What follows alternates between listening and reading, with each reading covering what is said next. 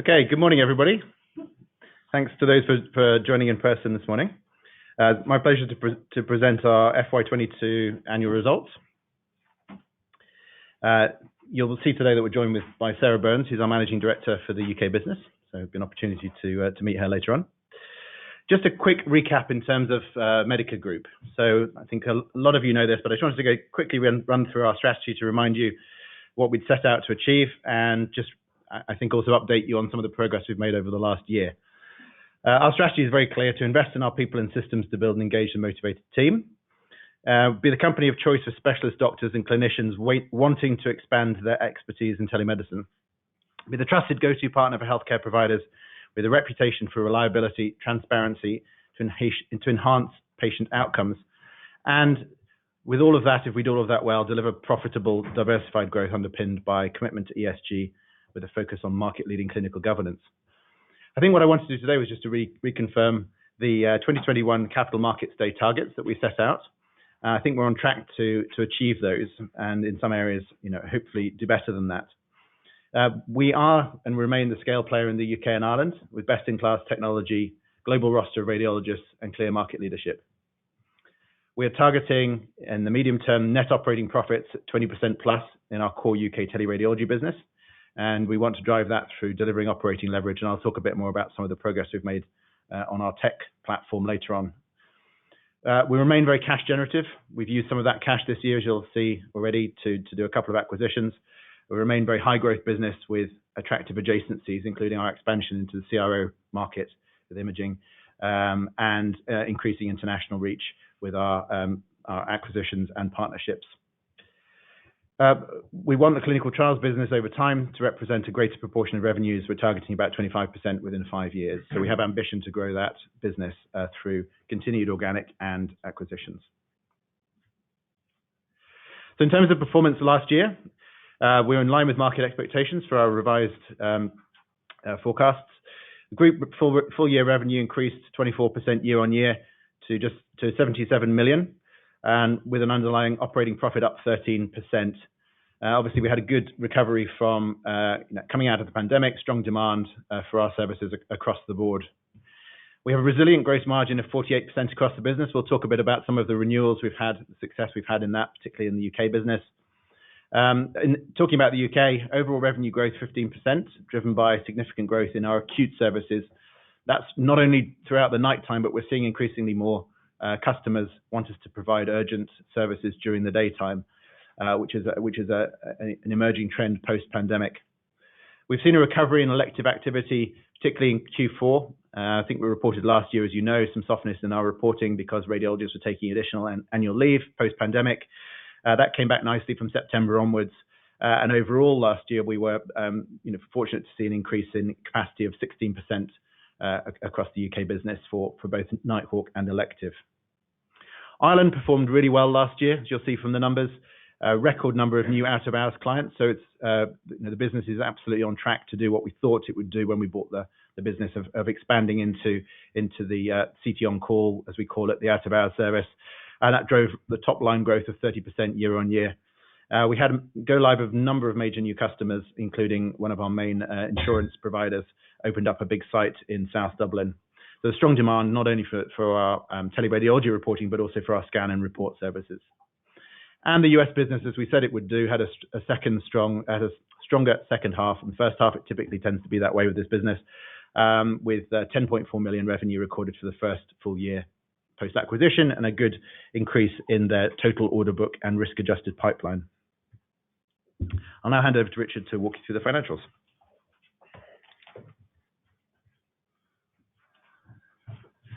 Thanks, Stuart. Good morning, everybody.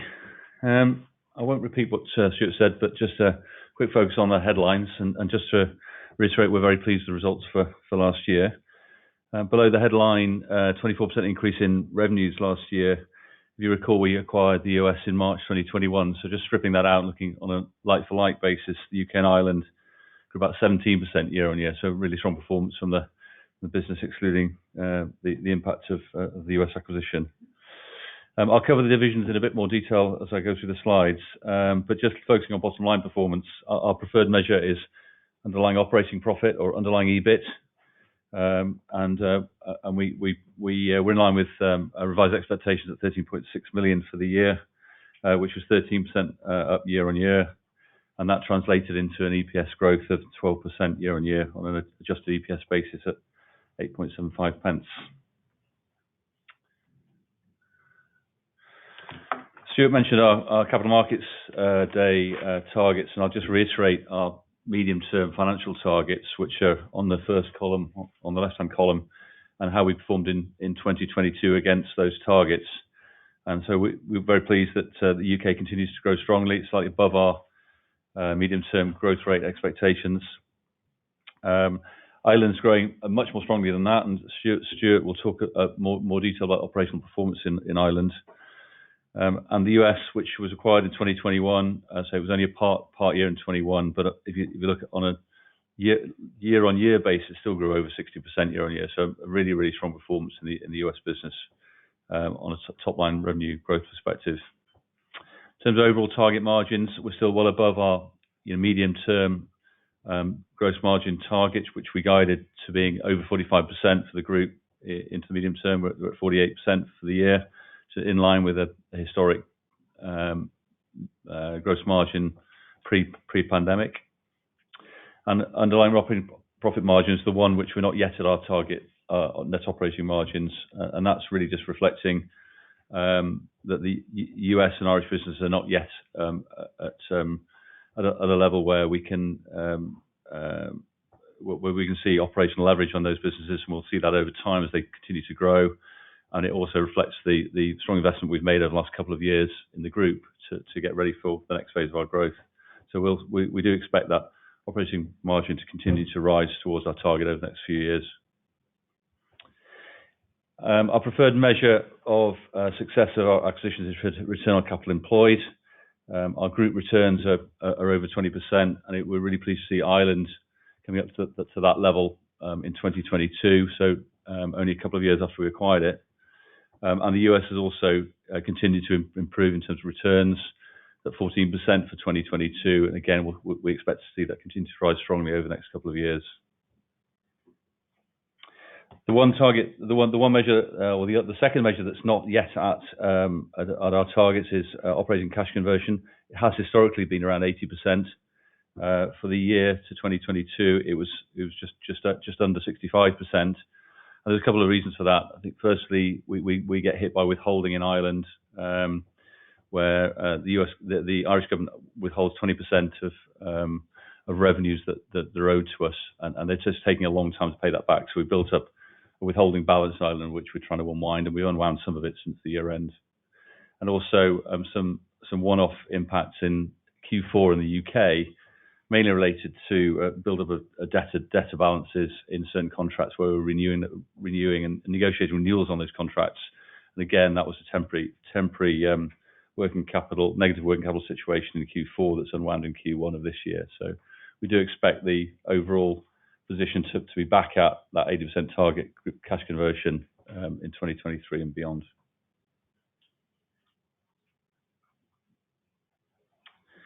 There's a lot of numbers on this slide. In terms of financial results, I've just really repeated the segmental analysis just to put them up as headlines. These are in one of the notes to the prelim statements and will be in our annual report. Just going through each division in turn. As Stuart mentioned, UK Nighthawk revenues rose 12% year on year to 33.3 million, and that reflected continued good growth from our existing client base, our success in recontracting, and the positive impact of growing volumes and complexity in the UK. And Sarah will talk about the UK performance in more detail in a moment. Elective revenues grew 20% year on year. This is the first full year really without any COVID impact, so stronger growth at the Nighthawk relative to a weaker year last year, as it was still in recovery from the COVID impact last year. And we were particularly pleased with volumes of revenues in the last 4 months of the year, which reflected capacity back to normal levels. And again, Sarah will talk to that in more detail in a moment. Gross margin in the UK declined 2.6 percentage points to 47.5%, and this was as expected and reflected the impact of some pricing reductions as we were agreeing new 3 to 5 year contracts. But overall, however, margins were still in line with where they had been pre-COVID in the UK, which we were pleased to see. And that generated net operating profits of 20% in the UK.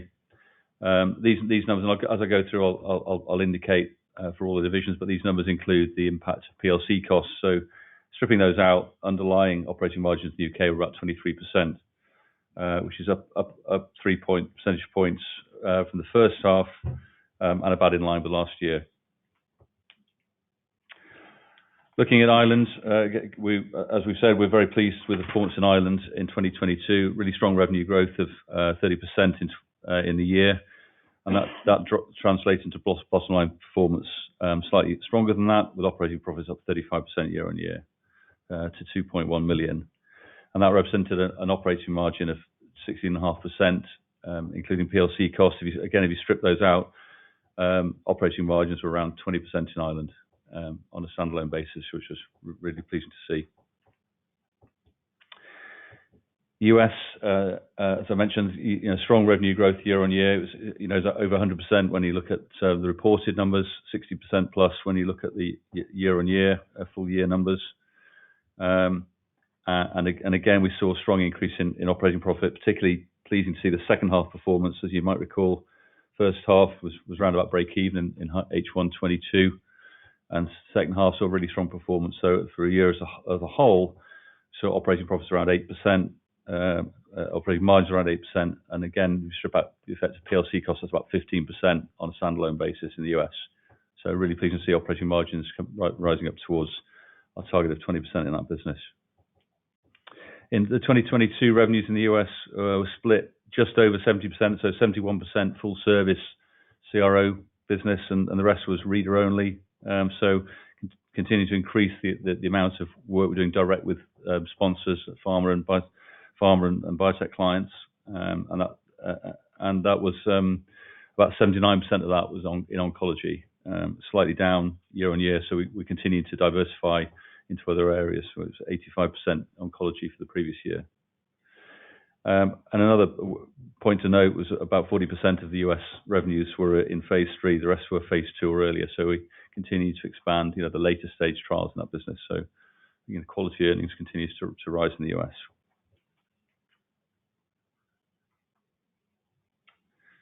Just pulled out some other metrics from the balance sheet and cash flow. We continue to have net cash at the year end. That's taken into account of the operating cash flows from 22, less the capex dividends and deferred consideration we paid out during the year, and the higher negative working capital movement that I outlined in Q4 2022, which again, as I say, is reversed in Q1 23. Total capex for the year was 2.8 million, and if you look in total, looking back over the last couple of years, we've spent about 2.5 million in total on our future tech program so far, out of the 6 million we indicated we were putting aside for that program. As you might recall, we also paid out 5.8 million of consideration, deferred consideration in 2022, and that mostly related to our US acquisition, and a small amount towards the Irish acquisition we made the year before. And we made a small investment into our joint venture during the year.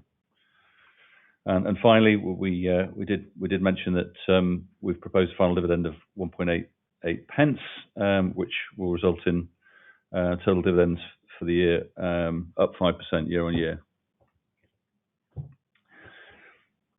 Finally, just a note buried in the last note of the release, the post balance sheet events note, and as Stuart mentioned, we made 2 small acquisitions earlier this year. First in the US for a business called Voxelmetrics, it's $2.6 million. And that was providing reader services to us. So we've actually taken control of that business, and that will be mildly accretive to us this year. More importantly, allow us to add clinical resources into our US business. And the second was a training business called JCA, which was a 1.4 million upfront payment, and there'll be a small amount of contingent consideration later in 23 and potentially into 24, depending on performance. Again, only be marginally accretive this year, but provide really positive benefits in terms of our offering to radiologists in the UK. Okay, I'll hand over to Stuart and Sarah to go through the operational update. Thank you. Sarah. 25 on that one. Okay, lovely. You got it. Thank you. Good morning, everybody. This is my first time, so be gentle, won't you? Okay. So, so UK business for Medica. So I would say 2022 was a steady and progressive year. So we saw good growth across all services steadily from Q1 all the way through to Q4. If we just start with our acute overnight service, so it was a really big year for us in the UK, and we had numerous contracts that were up for renewal, and the vast majority of those were renewed successfully. I guess if I was asked why that was the case, I think we provide a very reliable and responsive service, and customers really, really appreciate that. We also had a number of new Nighthawk wins, so again, really positive for us across the UK business. And where we're starting to see some real traction, particularly at the end of the year and into this year, is what we would call other acute services. So this is daytime acute and daytime clinical priority services. And this is really as a result of some of the continued workforce shortages that we're seeing across the NHS. So if we turn to elective now, so the first half of the year was a little bit challenging for us, with reporter and unavailability slightly higher than we anticipated. But actually since Q4, we've seen strong recovery in our capacity, and that has resulted in a 20% year-on-year growth in our elective revenue. So I would say quite positive for the year so far. So if we turn ourselves now to our reporting workforce. Okay, so again, we've got a really, really strong recruitment pipeline, resulting in over 16% growth in net reporting hours, and that's across all services. We also continue to accelerate our overseas recruitment. So we've been recruiting heavily across Europe, continue to recruit in Australia and New Zealand, and actually a new territory for us is now India.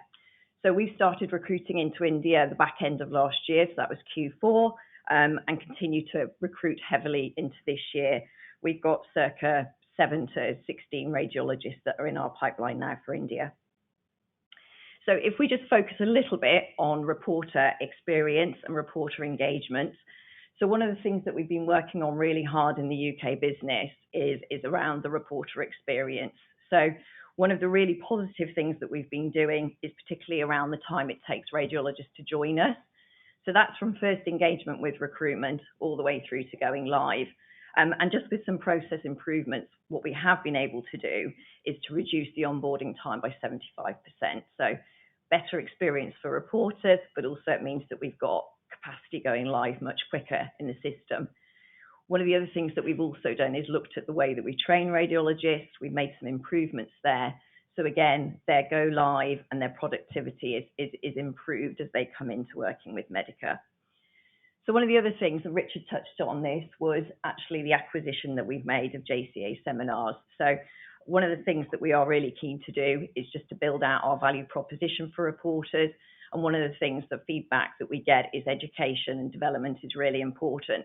And I really see for the UK business that JCA will really add to our portfolio to attract radiologists and continue to develop those people within our current workforce. So bit of a whistle-stop tour, but happy to take any questions at the end of the session, and I'll just pass over to Stuart. Thanks very much, Sarah. Okay, just moving on to Ireland then. I think as you saw from the numbers, really strong performance throughout the year in Ireland, and that was really delivered across two main areas of our business. We managed to continue to expand the number of managed service contracts. So if you remember, in Ireland, we not only report exams, but we also scan patients as well.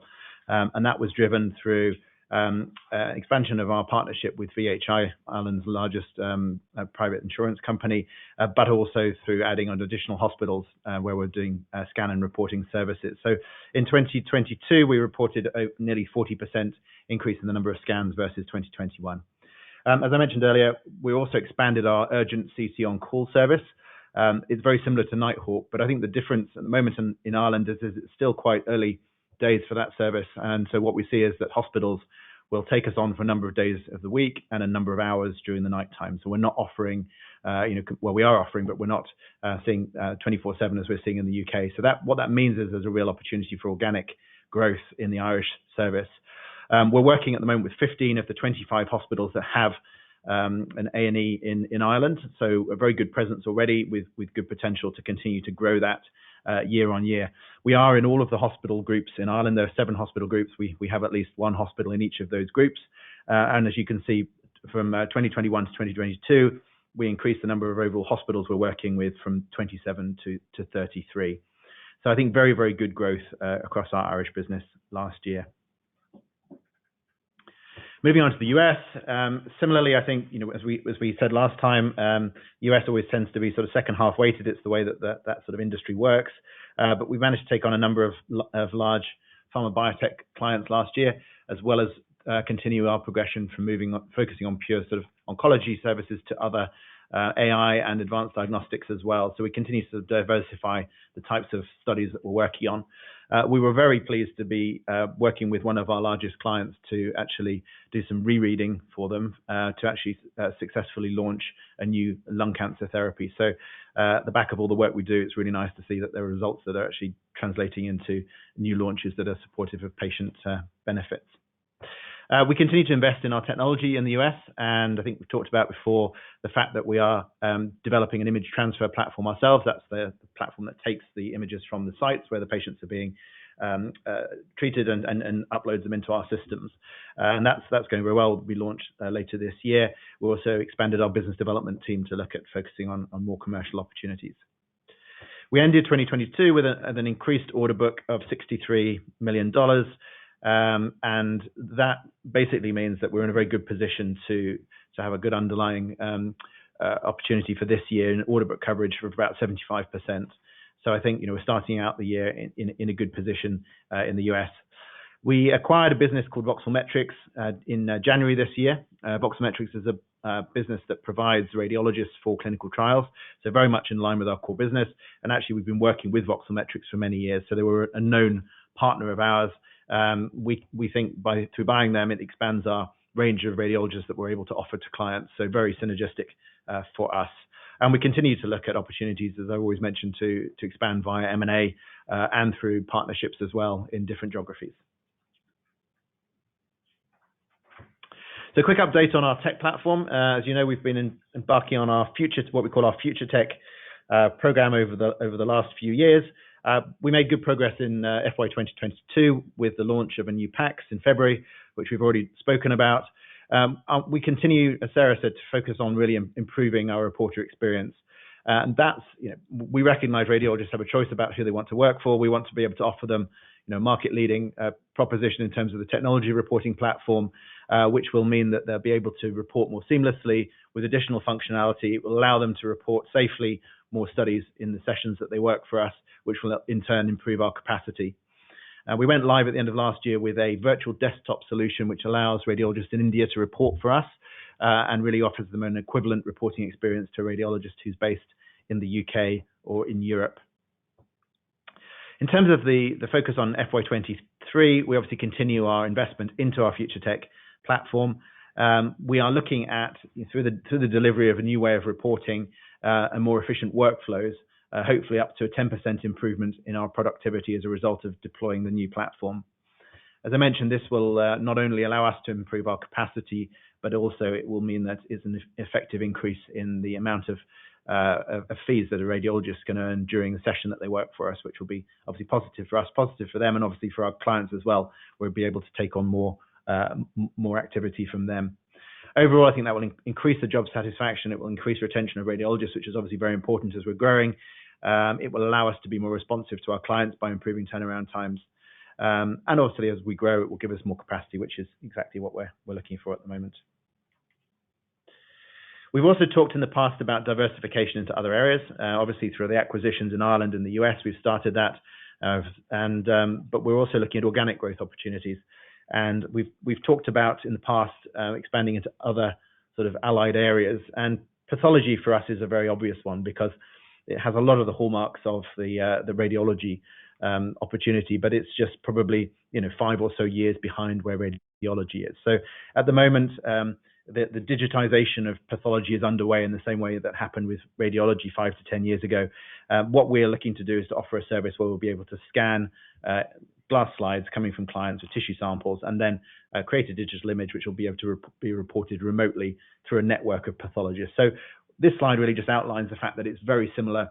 The capabilities, the governance frameworks, the tech platform is very similar to what we've already got. So it is an obvious adjacency for us to expand into, and we're looking at launching that service in the second half of this year, and plans are underway to deliver that. So I think that's a exciting upside opportunity for Medica. So moving to, I guess, the remainder of FY23, what can we expect for the rest of the year? It won't surprise you to say that there's a lot of focus on converting new contracts. We were successful in the period up to, in the 18 months up to the end of last year, in renewing over 60% of our Nighthawk contracts, which is, I think, speaks volumes to the way that our relationships with clients. But obviously, there's a lot more opportunity to go after this year. We've already had a number of new wins this year, which is fantastic to see. We're looking at driving new organic growth opportunities. I talked about pathology. We're also, as Sarah was mentioning, really focused on expanding our capacity, not only continuing to recruit radiologists in the UK. I think there's a lot of interest and demand for telepathology, particularly following the pandemic, where radiologists want to work from home to do reporting. It's becoming part of what a radiologist wants to do as a portfolio career. We're also now looking at other overseas markets. India is the first of those. Obviously, we've been working in Australia and New Zealand for some time. We will look at other markets as well in time where we can recruit and work with GMC, so UK board certified radiologists. We continue to scale our clinical trials business. We want that to grow. I've given you the ambition of growing that sort of around 25% of our revenues. That will continue organically. You've seen good growth in the last 12 months, but also we're going to continue to do further M&A. Voxelmetrics is a nice little bolt-on, but we want to look at more ambitious deals going forward as well. And finally, we want to continue to make sure we retain and motivate our radiologists to be able to provide more capacity, more support for what we're doing. That will be through our new systems, which we're working on in the UK, but also in RadMD, our US business, adding additional systems in there that we've developed ourselves, I think will be incremental benefits, both for the radiologists and for our clients. So in summary, I think hopefully we've demonstrated a good revenue growth year on year. Pandemic is now sort of behind us. I think the NHS is pretty much back to the normal levels of scanning, and so we're in a positive position to work closely with our clients to help them to deliver and to work through these backlogs, as well as to take the opportunities that are coming, as Sarah talked about, with more acute services through the daytime as well as nighttime. We focus on building our reporting capacity on our Future Tech program, and with already 2 small deals this year, we continue to focus on M&A to scale our business in the US, and that's underpinned by our strong balance sheet. So we continue to be cash generative. Obviously, that helps us as we're going to invest in growth and M&A. So thank you very much for your attention, and very happy to take any questions. Kane. I'm not sure Kane needs a microphone. Could you sort of maybe share a little more color on the digital pathology? What are the steps to sort of getting this underway? What's the timeline, and the supply demand sort of dynamic pathologists, relative to what you see on the radiologist side? And then just could you just talk a bit about the sort of backdrop behind the clinical trials sort of reading environment at the moment against the narrative of sort of weak biotech?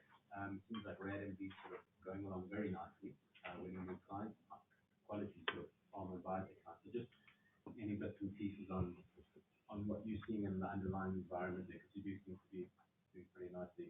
And then just finally, just on back here in the UK, the diagnostics hubs that have been sort of promised by the NHS, the 100 odd, where are we on that? Are you seeing sort of evidence of that sort of gaining traction? Thanks. Okay, great. So I'll take those in turn. So pathology, it is very similar to radiology. There's a shortfall in pathologists, the number of pathologists, in pretty much the same as there are the number of radiologists. The difference between pathology and radiology is that radiology was much faster in digitizing images. So the days of sticking a X-ray plain film up on a light box and reading it clearly are way behind us. Pathology is still mostly done through glass slides and pathologists looking down microscopes. But the NHS has invested quite a lot into capital, and now most of the significant hospitals will have scanners. So they are able to scan and send a digital image. So over time, that will become the same as you see with radiology. Obviously, to fill that gap, we will be offering the service to be able to scan slides and create a digital image in the event that the hospitals don't have that or don't have the capacity to do it. The scanning technology that we need is the Sectra packs that we installed last year, allows us to do pathology as well. It was part of one of the reasons we went with Sectra. And so there's a lot of similarities in terms of deployment of that. We will need to set up a sort of separate infrastructure to support it because pathology images are a lot bigger than radiology, but it's a very similar sort of approach. So hopefully it answers the questions on pathology. On the clinical trials environment, I think it's fair to say we've got good diversification across our range of clients, and we have seen good growth, and we're not seeing an impact in biotech funding.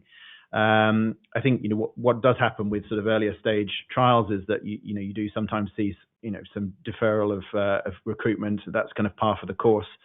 Some accelerate, some defer, but we're not seeing anything that would be different in terms of that at the moment. In fact, good opportunities for us to continue to win the clients at the moment. So there's a lot of opportunities in the pipeline. I would say in terms of UK diagnostic hubs, Sarah wants to comment. Our approach there has been that there isn't capacity to report the volumes that are scanned at the moment. So if you add more capacity into a system that's already constrained, it's going to generate more demand for reporting services. And where we have good relationships with our clients, we are picking up some of that work directly.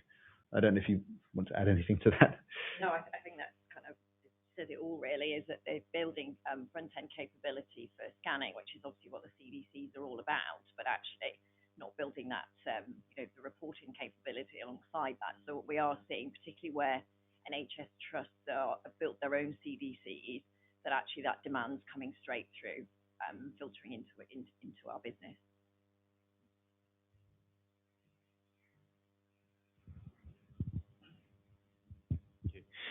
Edward Thompson from Liberum. I actually wanted to pick up on follow-up from histopathology from Kane. So how you've indicated that you'll be investing into the scanning equipment itself. How about actually sourcing that network of histopathologists? How will you go about that? Will you use an outsourced partner to do so, or will you try to build that up internally? Yeah, it's a good question. So we have already a sizable recruitment team at Medica, and so to divert some of their efforts to recruiting pathologists will be very similar. I mean, they'll be very used to doing that. It's a slightly different proposition, but in terms of the process and the approach, that's absolutely possible. We have a clinical director in post, and he obviously has a good network of pathologists, and so I think to sort of be able to start, we have a good basis for that. We've already got some clients that are interested in talking to us about pathology, and I think the vision we have over time is that there's so much synergy between the diagnostic results from pathology and radiology, that it makes sense also from a hospital point of view to have to be able to provide both of those services. So particularly if you're looking at diagnosing a cancer patient, you need both the pathology and the radiology. So for us to be able to provide both of those reports digitally and with a very strong clinical governance framework around it in the way that we do with radiology, I think is a real differentiator for the market. Okay.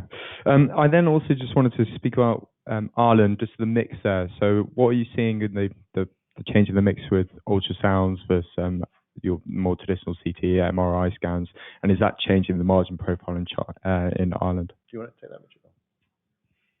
Yeah, I mean, as we're getting more CT on-call contracts, what they're called in Ireland, we're getting more CT work, we're getting more cross-sectional work in Ireland. So there's a greater mix of higher acuity, scanning types. So we're doing a lot more reporting only over time as we're getting more of like the UK model coming through. So as we do more and more overnight CT reporting for hospitals, that will increase the amount we're doing of report only versus scan and report activity. But at the same time, we've seen a really strong increase in our key scan and report contracts with the private health and private insurers. So whilst we've been adding CT on-call contracts, we've also been adding quite a lot of activity in our scan and report side. So running clinics, running sonographers and other professionals to do the scanning. So both of those have been rising actually. So you're obviously pointing to the success of that partnership with VHI. Do you think it's likely that you could see a gradual rollout of that same sort of model wider than that first centre or throughout Ireland? So yeah, we've been working with them for some time. So we have had that partnership. This is a new centre that they'd opened, but we were already working with them. And what they are looking to do is expand the number of these sort of large, sort of urgent walk-in and longer-term healthcare centres that they're opening up. So they're looking at one in North Dublin as well, and then they're looking at other parts of the country. So as they expand, we'll expand with them. Yeah. Okay. Last question. I know you're moving away to guiding on the gross margin for elective and Nighthawk, but just for old time's sake, can you provide the gross margin for the split of those two businesses? Well, the reason we don't split is because we've got some additional activities within our costs, which we don't split out. So all of our framework costs, all our audit costs, they just sit there as kind of costs overall. But ultimately, our margins in elective are slightly higher than our margins in Nighthawk, and they have been for a little while, but not materially so. And it is genuinely a blended margin, because as you say, we're doing everything from urgent 1 hour over in the night, urgent 1 hour during the day, same day, and then normal elective. So it's on the continuum, we're doing all of those activities. There's just not a huge difference, because the way we charge our clients and the way we pay radiologists are broadly correlated, so that the scales of the gross margins are broadly the same across all of those different ways that we different services we offer. Okay, thank you.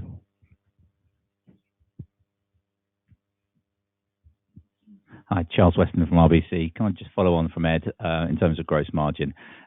You declined year on year, but you've got faster growth in clinical trials, elective, and they're slightly higher margin. So, and you've got this 45% midterm, 45% plus midterm outlook. So, what's I guess the nearer term trajectory for gross margin? Well, we said we'd look at a kind of about a 1% a year decline in gross margin to kind of then to settle medium term level. We do get the benefit of the mix of the US and Irish businesses. They're growing faster, that they are higher gross margin, so that helps us.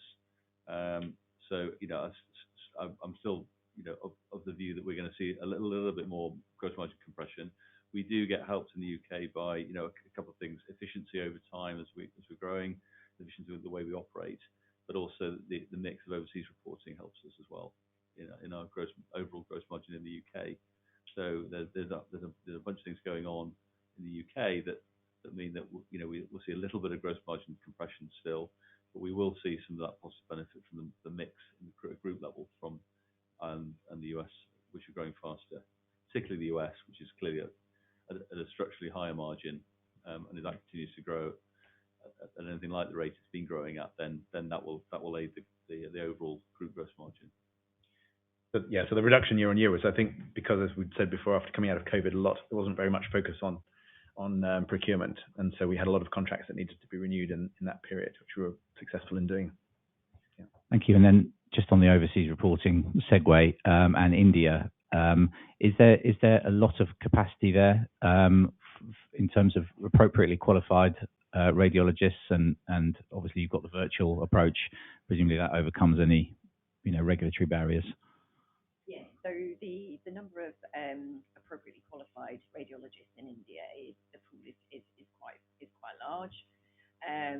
We are working with a small number now, as I alluded to. So we've got 7 radiologists that are live working for us from India, and we've got a healthy pipeline up to about 16 at the moment. I guess the difference for us, particularly with radiologists based in India, is teleradiology is actually quite a big part of their probably a smaller portfolio, so we tend to get higher capacity per head for India as well. And one of the things that Richard alluded to as well is that actually we do have the ability to have slightly reduced rates for reporters as well. So obviously that drives up the gross margin there.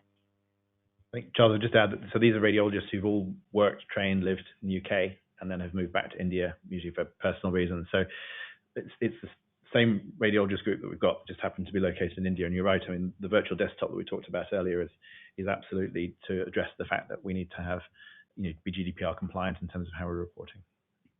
Thank you. Just one more from me. We're pretty much through Q1, so what's trading like to date? Yeah, good. I mean, we've reported in the results that we've had net contract wins already this year. We continue to recruit well. I think you should from the report we've talked about the fact that we're reaching out into other markets to recruit, and clearly that underpins our ability to grow elective. It's very much driven by capacity, but also we see a good number of opportunities for out of hours contracts this year as well. So and that's in the UK business. Ireland continues to grow strongly. We've had some new go lives already this year, and similarly in the US. So a good start to the year, I would say.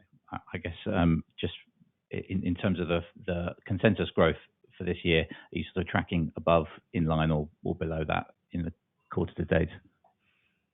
Well, we signaled we're in line with consensus, so we're comfortable with where consensus is for the year, and we're looking forward to delivering the rest of the year. So it's relatively early days, but we're very happy with progress. Okay, thank you. Thanks, Charles.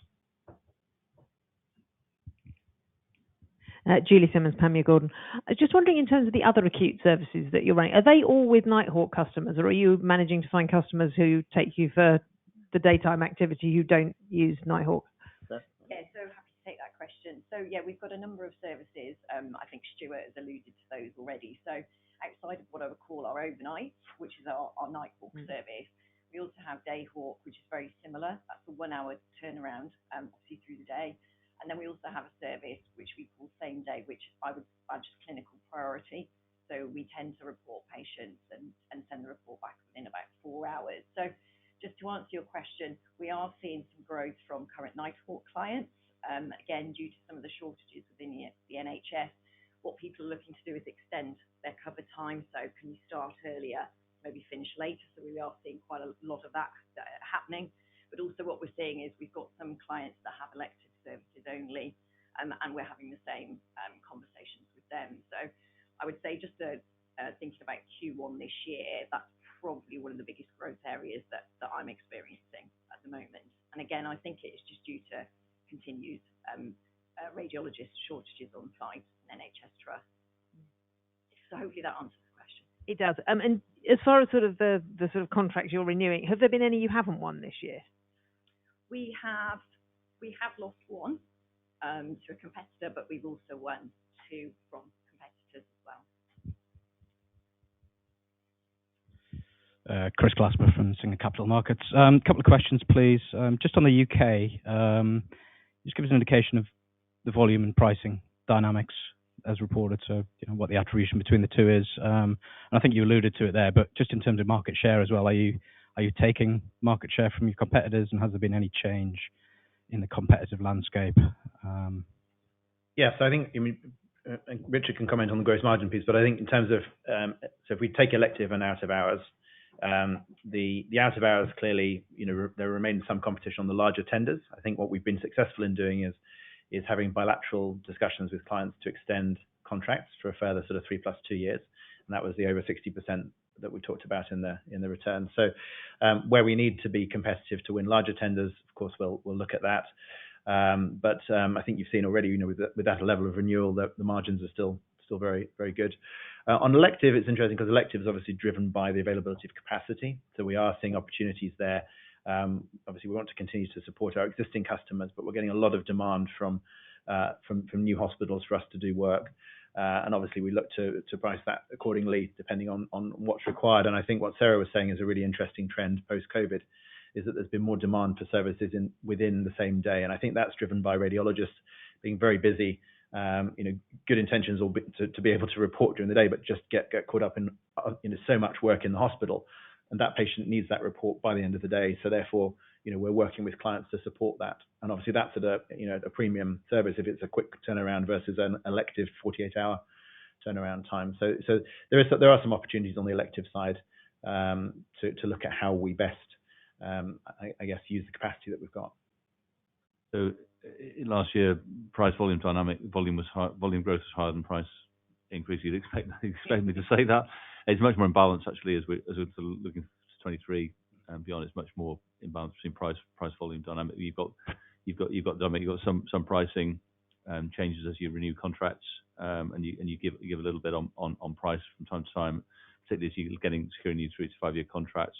You've got higher acuity coming through, which helps you on the overall the benefit of the price per scan and the value per scan.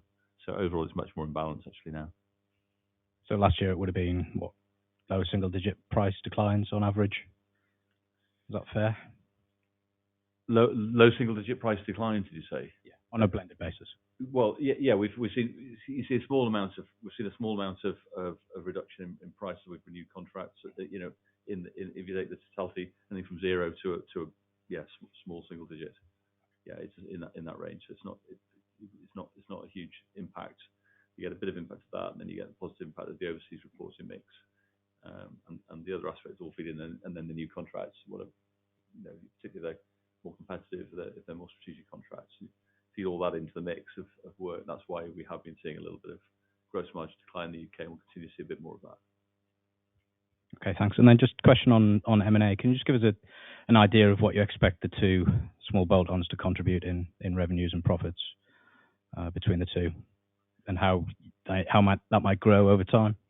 So the two deals, I mean, we said that they're mildly accretive, so we haven't guided on revenues, but they're pretty small businesses at the moment. The US business, it was already our revenue, so it's just gross margin benefit for us, because it's actually like buying back a distributor. So it was our customer, and we basically bought back in the control of that reader group, so we get the benefit of gross margin level below.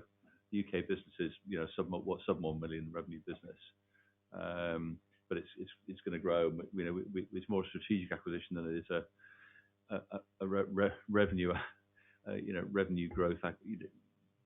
But from that perspective, it's a small addition in revenue, and it's mildly accretive, but it's really about the strategic rationale for buying it. Yeah. So okay. We're signaling that, you know, these are small businesses, they're, you know, cash-based businesses, so you've got to be cautious on kind of quoting multiples, but they are absolutely mildly accretive, but not expect to contribute huge amounts in 23, but they will 24 and beyond definitely contribute. Okay, thank you.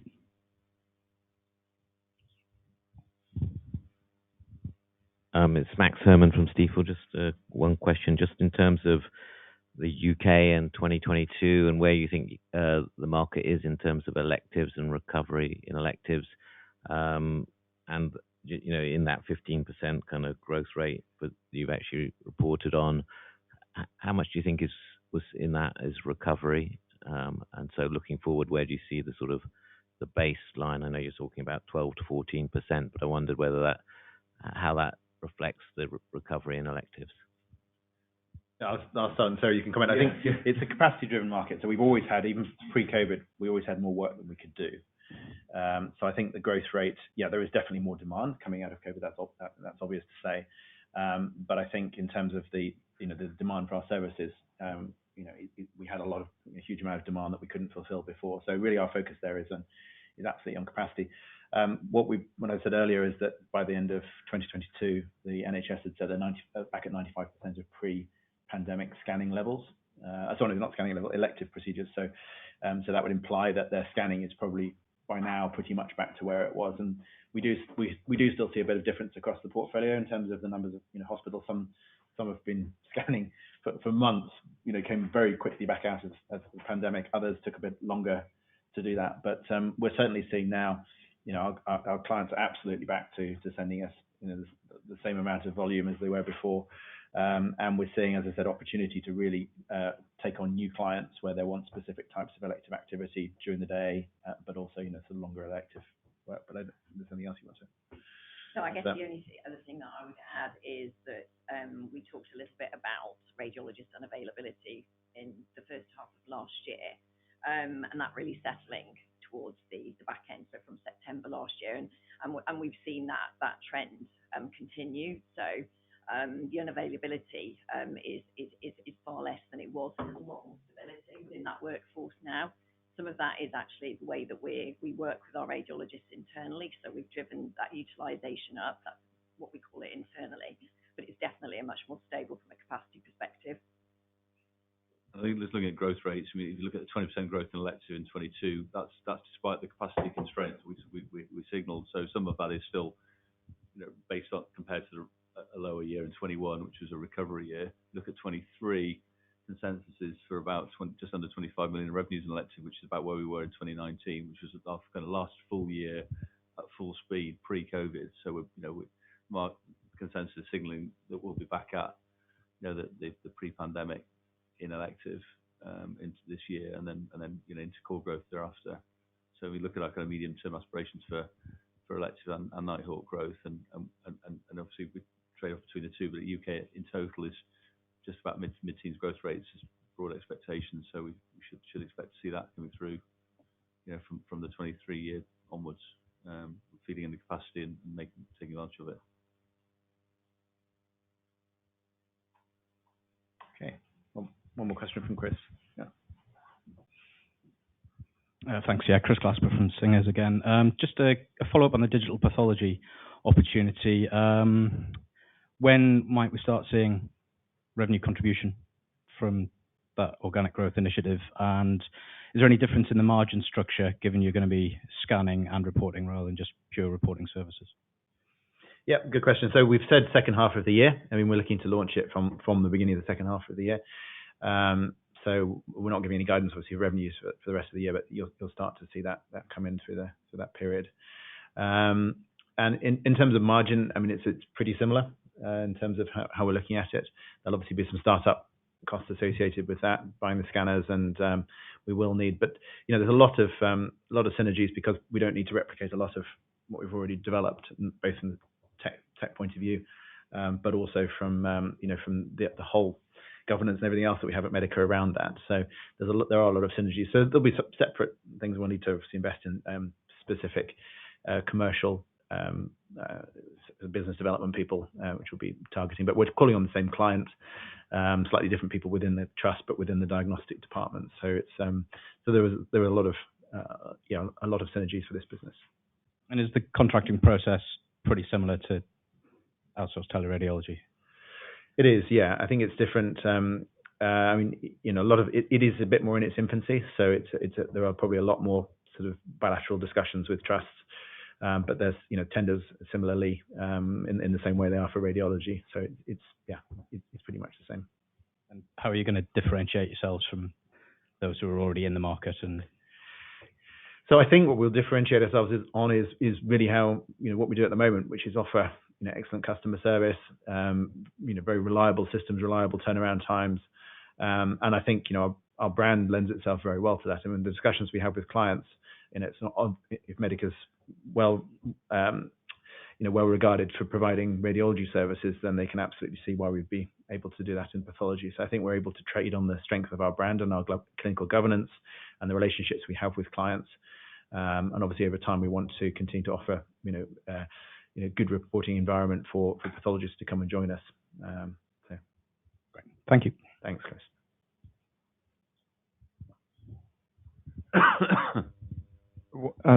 Sorry, Edward Thompson from Liberum again. Just one final question. It was actually, do you see any discussions with the NHS looking to build their own teleradiology platform, trying to reduce that cost of outsourcing it out to the private sector? Do you see any change in that landscape?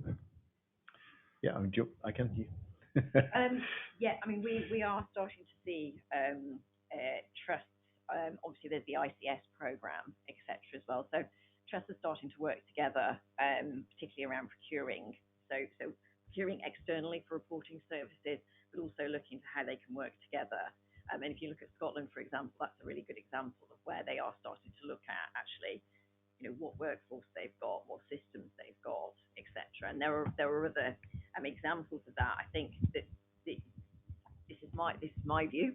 I think what's really interesting is people do think it's a case of sticking some tech in, and it will sort itself out. But actually, the whole operation around managing it is really challenging. And obviously, that's what we do as our core business. So we haven't actually seen that growing in anger, but I suspect trusts will be looking to how they can do that.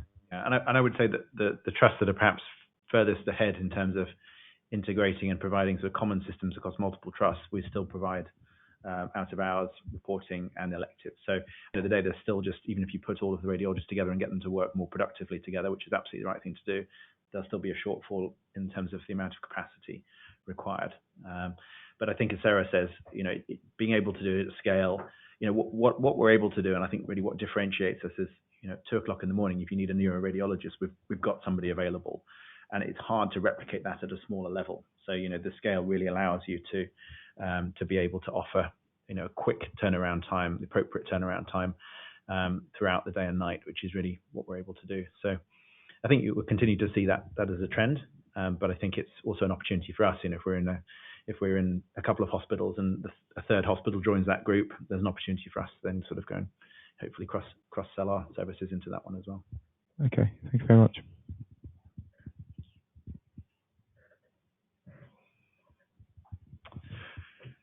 Thank you, everybody. Unless there's any other questions, thank you very much for your time. Thanks, everyone. Thank you. Thank you.